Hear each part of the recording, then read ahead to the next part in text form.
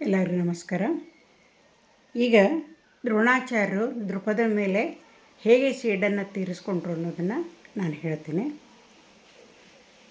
ದ್ರೋಣಾಚಾರ್ಯರಿಗೆ ಈ ಹಸ್ತಿನಾಪುರದೊಳಗೆ ಈ ಎಲ್ಲ ಮಕ್ಕಳಿಗೆ ಶಿಕ್ಷಣವನ್ನು ಕೊಡುವಂತಹ ಒಂದು ಗುರುವಾಗಿ ಅವರು ಏನಂತಂದ್ರೆ ಕಾರ್ಯವನ್ನು ನಿರ್ವಹಿಸ್ತಾ ಇರ್ತಾರೆ. ಮಕ್ಕಳಿಗೆ ಚೆನ್ನಾಗಿ ಅವ್ರ ಪಾಠವನ್ನು ಹೇಳ್ತಿರ್ತಾರೆ. ಅದರಲ್ಲಿಯೂ ಎಲ್ಲ ವಿದ್ಯೆಯನ್ನು ಹುಡುಗರು ಆಸಕ್ತಿಯಿಂದ ಕಲಿತಾ ಇರಬೇಕಾದ್ರೆ ಈ ಬಾಣ ಬಿಡುವಂಥ ಕೌಶಲ್ಯ ಅರ್ಜುನನಿಗೆ ಬಹಳ ಕರಗತ್ತಾಗಿಬಿಟ್ಟಿರ್ತೈತಿ. ಅರ್ಜುನ ಏನು ಅಂತಂತಂದ್ರೆ ಈ ಬಹಳ ಏಕಾಗ್ರತೆಯಿಂದ ಕಲಿತಾ ಇರ್ತಾನೆ. ಎಲ್ಲರೂ ಚೆನ್ನಾಗಿ ಕಲಿತಿರ್ತಾರೆ. ಕೆಲವೊಬ್ಬರು ಗದಾಯುದ್ಧವನ್ನು ಪ್ರೀತಿ ಮಾಡ್ತಿರ್ತಾರೆ, ಕೆಲವೊಬ್ಬರು ಕತ್ತಿ ವರಸೆಯನ್ನು ಅಭ್ಯಾಸ ಮಾಡ್ತಿರ್ತಾರೆ. ಅದರ ಧನುರ್ವಿದ್ಯೆಯೊಳಗೆ ಅರ್ಜುನ ಬಹಳ ಮುಂದಿರ್ತಾನೆ. ಆ ಅರ್ಜುನ ಏನಂತಂದ್ರೆ ಒಂದು ಸಾರಿ ಎಲ್ಲ ವಿದ್ಯಾರ್ಥಿಗಳು ಕೂಡಿ ಊಟ ಮಾಡಬೇಕಾದ್ರೆ ಅವರೆಲ್ಲರೂ ಊಟ ಮಾಡಬೇಕಾದ್ರೆ ಗಾಳಿಗೆ ಏನಂತಾರೆ ದೀಪಗಳು ಆರಿ ಹೋಗಿಬಿಡ್ತಾವೆ. ಆ ಹೊತ್ತಿನಾಗೂ ಏನಂತಂದ್ರೆ ತುತ್ತು ಬಾಯಿಗೆ ಒಯ್ತಿರ್ತೇವೆ ನಾವು. ಎಂಥ ಇದನ್ನಾದರೂ ಅರ್ಜುನ ವಿಚಾರ ಮಾಡ್ತಾನೆ, ಇಷ್ಟು ಕತ್ತಲಾಗೈತಿ ಆದರೂ ಕೂಡ ನಮ್ಮ ತಟ್ಟೆಯಲ್ಲಿದ್ದಂಥ ಅನ್ನವನ್ನು ನಾವು ತೊಗೊಂಡು ನಾವು ಬಾಯಿಗೆ ಹಾಕೋತೀವಲ್ಲ, ಹೆಂಗಿದ್ದು ಅಂತ ಹೇಳಿ ವಿಚಾರ ಮಾಡಿದಾಗ ಅವನಿಗನ್ನಿಸ್ತೈತಿ ಸತತ ಅಭ್ಯಾಸದಿಂದ ಇದು ಕರಗತ್ತಾಗೈತಿ. ಹಂಗಾರೆ ಕತ್ತಲೆಯೊಳಗೆ ನಾ ಯಾಕೆ ಬಾಣವನ್ನು ಬಿಡಬಾರ್ದು, ಅದನ್ನ್ಯಾಕೆ ನಾ ಅಭ್ಯಾಸ ಮಾಡಬಾರ್ದು ಅಂತಂದು ಹೇಳಿ ಎಲ್ಲರೂ ಮಲ್ಕೊಂಡಾಗ ಅತಿ ಕತ್ತಲೆಯೊಳಗವ ಬಾಣ ಬಿಡುವುದನ್ನು ಪ್ರಾಕ್ಟೀಸ್ ಮಾಡೋಕ್ಕೆ ಶುರು ಮಾಡ್ತಾನೆ. ಪ್ರಯೋಗವನ್ನು ಮಾಡ್ತಾ ಇರ್ತಾನೆ ಅವನು. ಆವಾಗ ದ್ರೋಣಾಚಾರ್ಯರು ಭಾಳ ಖುಷಿ ಆಕೈತಿ ಅವನ ಏಕಾಗ್ರತೆಯನ್ನು, ಅವನ ಕಲಿಕೆಯನ್ನು ನೋಡಿ. ನೀನು ಮುಂದೆ ಬಹಳ ವಿಶಾರದ ಆಗ್ತೀಯಪ್ಪ, ನೀ ಧನುರ್ವಿದ್ಯೆಯೊಳಗೆ ಬಹಳ ಪಾರಂಗತ ಆಗ್ತೀಯ ಅಂತಂದು ಹೇಳ್ತಾರೆ. ಆವಾಗ ಏನಾಗ್ತೈತಿ ಅಂತಂದ್ರೆ ಈ ಕೌರವರು ಮತ್ತು ಪಾಂಡವರು ಅವರಲ್ಲಿ ಎಷ್ಟೋ ವರ್ಷಗಳವರೆಗೆ ಎಲ್ಲ ವಿದ್ಯೆಯನ್ನು ಕಲಿತಾರೆ. ಕಲಿತ ಮೇಲೆ ಅವುಗಳ ಪರೀಕ್ಷೆಯನ್ನು ಒಮ್ಮೆ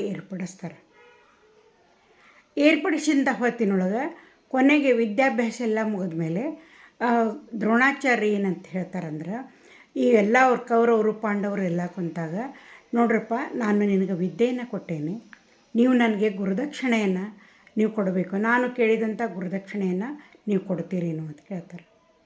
ಅವಾಗೆಲ್ಲರೂ ಆಯ್ತು ರೀ ನಾವು ಕೊಡ್ತೀವಿ ಅಂತ ಹೇಳ್ತಾರೆ.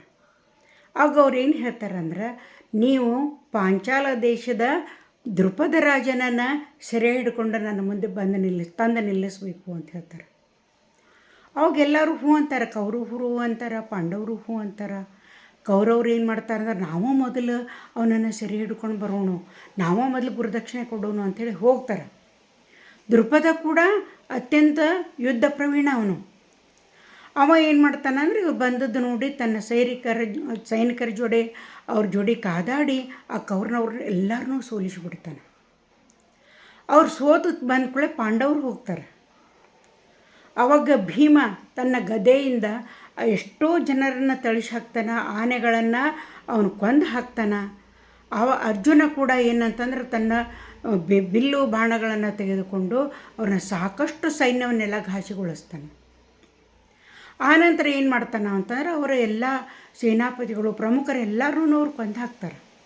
ಹಾಕಿದ ಮೇಲೆ ಅರ್ಜುನ ಏನು ಮಾಡ್ತಾನೆ ಅಂದ್ರೆ, ಅವ್ನು ಸೆರೆ ಹಿಡಿಬೇಕಲ್ಲ ಇನ್ನು ದೃಪದನ್ನು. ಅವಾಗ ಏನು ಮಾಡ್ತಾನೆ ಅಂದ್ರೆ, ದೃಪದನ ರಥದ ಸಮೀಪಕ್ಕೆ ಹೋಗಿ ಬಾಣಗಳಿಂದ ಅವನ ರಥವನ್ನು ಮುಚ್ಚಿಬಿಡ್ತಾನೆ. ಮುಚ್ಚಿಬಿಟ್ಟು ಕೂಡಲೇ ಏನಾಗ್ತೈತಿ ಅಂದ್ರೆ, ಎಲ್ಲರನ್ನೂ ಏನರ ಹಿಂಸರಿತಾರೆ. ಅವಾಗ ಅವನು ಒಳಗೆ ಹೊಕ್ಕು ಆ ದೃಪದನನ್ನು ಸೆರೆ ಹಿಡಿದು ತಂದು ದ್ರೋಣಾಚಾರ್ಯಗೆ ಒಪ್ಪಿಸ್ತಾನೆ. ಆವಾಗ ದ್ರೋಣರು ಹೇಳ್ತಾರೆ, ಏನು ದೃಪದ ಅಂತ ಕೇಳ್ತಾರೆ. ನನಗೆ ಹಿಂದೆ ಅವಮಾನ ಮಾಡಿದ್ದೀನಿ ನೀನು, ನಿನ್ನ ಗೆಳೆಯ ಅಂತಂದು ಹೇಳಿ ನಾನು ಭೇಟಿಯಾಗಂತೇಳಿ ಬಂದು ಎಷ್ಟೊಂದು ಅವಮಾನ ಮಾಡಿದ್ದೀನಿ ನೀನು. ಯಾಕಂದ್ರೆ ನೀ ಆವಾಗ ರಾಜ ಆಗಿದ್ದಿ, ನಾನು ಏನಂತಂದ್ರೆ ನಾನು ಭಿಖಾರಿ ಅಂತಂದು ಹೇಳಿ ಅಂದ್ಕೊಂಡೆ, ನೀನು ಅಷ್ಟು ಕೀಳೇ ನೋಡಿದಿ ನೀನು.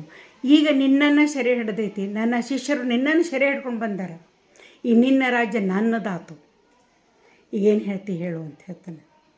ಆ ದೃಪದ ತಗ್ಗಿಸಿದಂಥ ತಲೆಯನ್ನು ನಾವು ಮೇಲೆ ಎತ್ತಕ್ಕಾಗೋದಿಲ್ಲ. ಅವು ದ್ರೋಣಾಚಾರ್ಯ ಏನು ಮಾಡ್ತಾರೆ ಅಂತಂದ್ರೆ, ಅವ್ನಿಗೆ ಅವಮಾನವನ್ನು ಮಾಡಿ ಬಿಟ್ಟು ಬಿಡ್ತಾರೆ. ಅವರು ಹೋಗಲಿ, ನಿನ್ನ ರಾಜ್ಯವನ್ನು ನೀ ಆಳ್ಕೋ.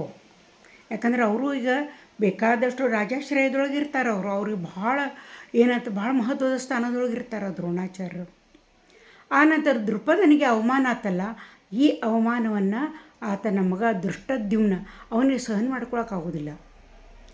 ದ್ರೋಣಾಚಾರ್ಯರಿದ್ದರು ತನ್ನ ಶಿಷ್ಯರನ್ನು ಕರ್ಕೊಂಬಂದು ನನ್ನ ತಂದೆಯನ್ನು ಸೆರೆ ಹಿಡಿಸಿದಾರಲ್ಲ, ಇದನ್ನು ನಾನು ಸೇಡು ತೀರಿಸ್ಕೋಬೇಕು ಅಂತಂದು ಹೇಳಿ ಆತ ಏನು ಮಾಡ್ತಾನೆ, ನಿರ್ಧಾರ ಮಾಡ್ತಾನೆ. ಈ ಸೇಡನ್ನು ಅವ ಕುರುಕ್ಷೇತ್ರ ಯುದ್ಧದೊಳಗೆ ತೀರಿಸುವಂತಾನೆ. ಯಾಕಂತಂದ್ರೆ ಕುರುಕ್ಷೇತ್ರ ಯುದ್ಧ ನಿಮ್ಮದು ಬಹಳ ಮಂದಿಗೆ ಗೊತ್ತಿರ್ಬೋದು.